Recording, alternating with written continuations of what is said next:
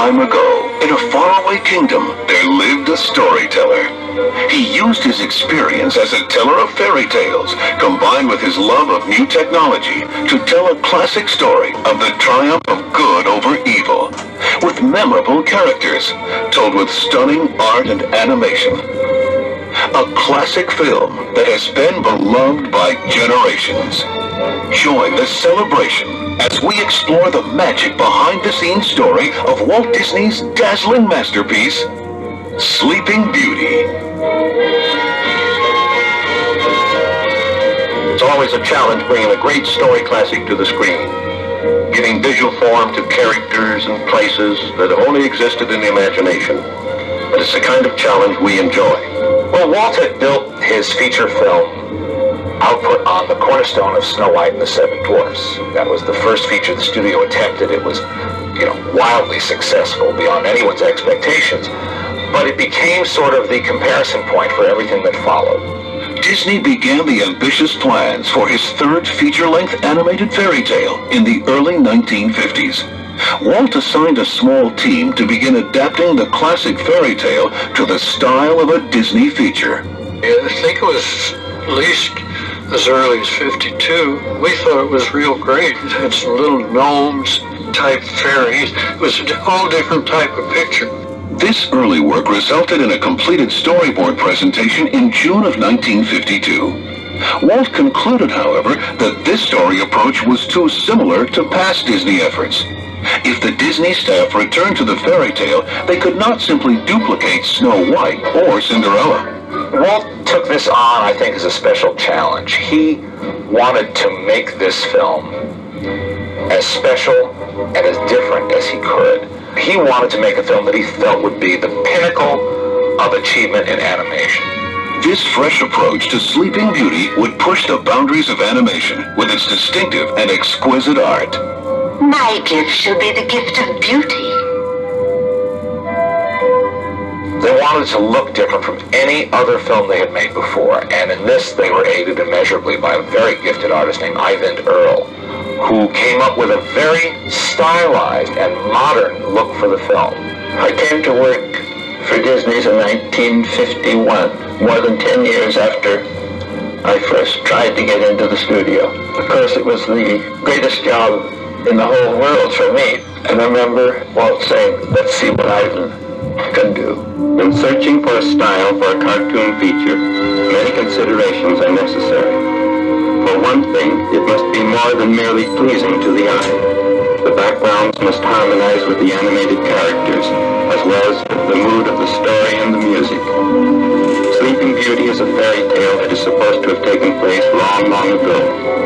So we did a great amount of research into medieval painting and architecture before we arrived at the right styling for this picture. Ivan Earl's unique and modern graphic style perfectly realized Walt's desire to create what he called a moving illustration. I've always been influenced by pre-Renaissance, medieval, Gothic, and here's a movie based on that period of time. If you look at the old Master Van Eyck, you can see details on bushes miles away. As if everything in the whole picture is absolutely clear. And Ivan felt that way about this. It's a fairy tale. Let's make it like that. You'll notice that all the design is absolutely vertical and horizontal. Everything in it is based on these two juxtapositions, these two planes, including the characters. I first started with the old medieval artists and almost everything that was Gothic. The tapestries were perfect examples of how foregrounds ought to be. The Gothic came from the Persians, and all their little details of grasses and weeds and trees fit perfectly. So I realized I could use anything that was in harmony with what I was striving to accomplish. And over all of that, a little tiny bit of myself came through. I think in order to appreciate the complexity of the art and the amount of work that was done, you'd have to mount a museum exhibition to be able to study it. Walt's team of experienced animators faced a particular challenge, making their characters live believably within this highly stylized world. It's always been said the toughest thing to sell to an audience in an animated film is a believable human figure. And Mark Davis was the champion of female figures at Disney. Every one of these films that we did has kind of a style all of its own.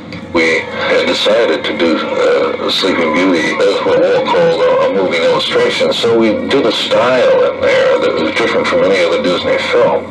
We stylized the drawing of Briar Rose.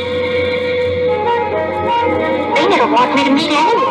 And just before we say goodbye, he takes me in his arms. And then I wake up. I had a young woman do some live action reference for me. Her name was Elaine Stanley. She did the dances and this sort of thing, which you could do on your own, but that's doing it the hard way.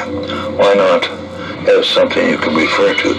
The climactic battle between Prince Philip and the dragon was also intricately choreographed in live action for use as a reference by the animators. It is shown here for the first time in footage reconstructed from the only surviving still photos of the live action.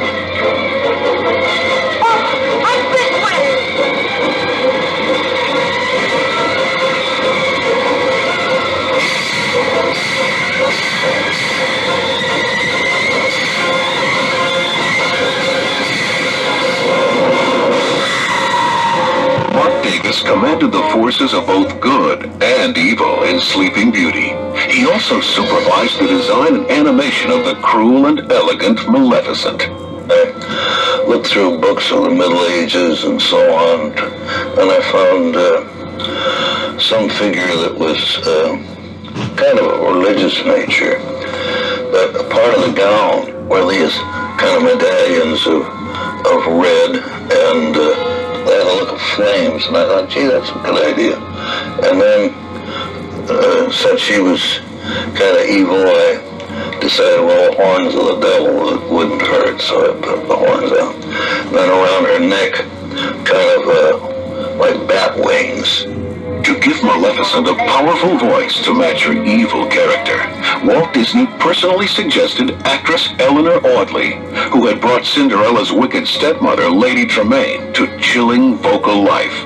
Well, Eleanor Audley was a fine actress. There's a lot of the facial look that I put into Maleficent that really is Eleanor Audley.